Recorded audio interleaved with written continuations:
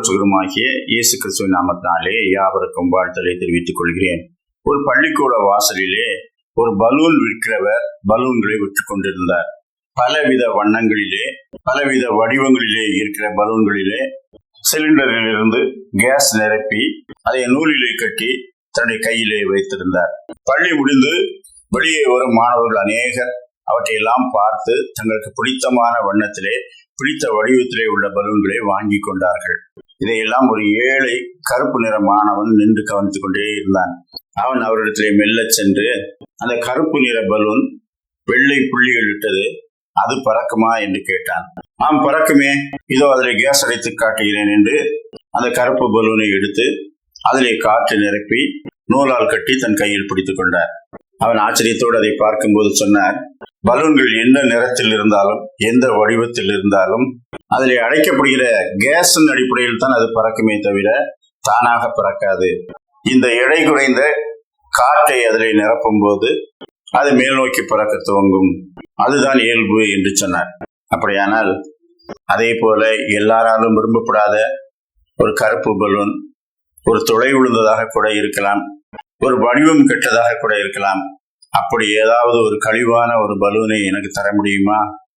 ஏனென்றால் என்னிடத்திலே ஒரு முழு பலூன் வாங்குவதற்கு காசு இல்லை, பாதிதான் வைத்திருக்கிறேன் என்று சொன்னான்.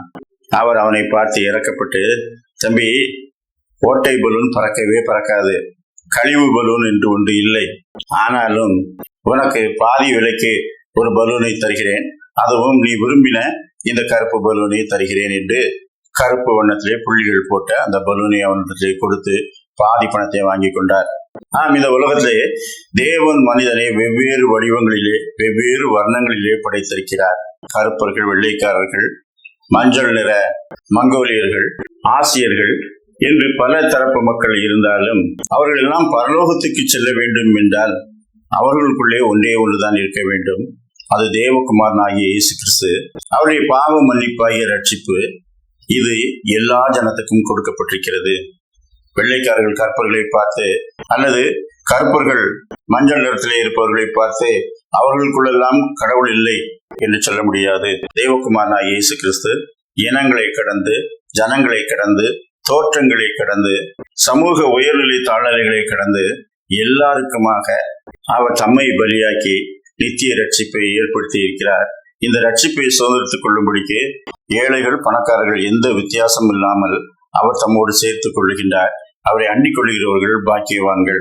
எல்லாருக்குள்ளும் கர்த்தர் வரும்போது அவர்களை உயர்த்துகிறார், உயர்ந்த ஸ்தலத்துக்கு கொண்டு செல்லுகின்றார். அந்த நம்பிக்கையை அவர் நமக்கு அளித்திருக்கின்றார். எனவேதான் உலகம் எங்கு போய் சர்வ சிருஷ்டிக்கும் சுவிசேஷத்தை சொல்லும்படிக்கு தம்முடைய சீசர்களுக்கு கட்டளையிட்டிருக்கின்றார். எனவே மாம்சத்தின் தோற்றத்தை குறித்தோ சமூக நிலையை குறித்தோ வசதி வாய்ப்புகளை குறித்தோ ஒருவனும் பெருமை பாராட்ட முடியாது. உங்களுக்குள்ளே தேவகுமாரன் இருந்தால் நீங்கள் உயர்த்தப்படுவீர்கள். யோவான் 6:63 ஆவியை உயிர்ப்பிக்கிறது, மாம்சமானது ஒன்றுக்கும் உதவாது. நான் உங்களுக்கு சொல்லுகிற வசனங்கள் ஆவியாயும் ஜீவனாயும் இருக்கிறது. ரோமர் 8:11 அன்றியும் இயேசுவை மரித்தோரில் இருந்து எழுப்பினவருடைய ஆவி உங்களில் வாசமாயிருந்தால் கிறிஸ்துவை மரித்தோரில் இருந்து எழுப்பினவர் உங்களில் வாசமாயிருக்கிற தம்முடைய ஆவியினாலே சாவுக்கு ஏதுவான உங்கள் சரீரங்களையும் உயிர்ப்பிப்பார். நாம் எல்லா மாம்சமும் ஒன்றுக்கும் உதவாது, அது வெள்ளையாயிருந்தாலும் கருப்பாயிருந்தாலும் ஒன்றுதான். ஆனால் ஆவியை உயிர்ப்பிக்கிறது. தேவகுமாரனுடைய ஆவி உங்களுக்குள்ளே இருந்தால் நீங்கள் மாம்சத்துக்குட்பட்டவர்களாய் இராமல் தேவனுக்குரியவர்களாய் இருப்பீர்கள். அவருடைய பரிசுத்த நாமத்தை மேம்படுத்துவோம். கர்த்தர் தாமே அப்படிப்பட்ட சிந்தனைகளை நமக்கு தந்தருள்வாராக. ஆமேன்.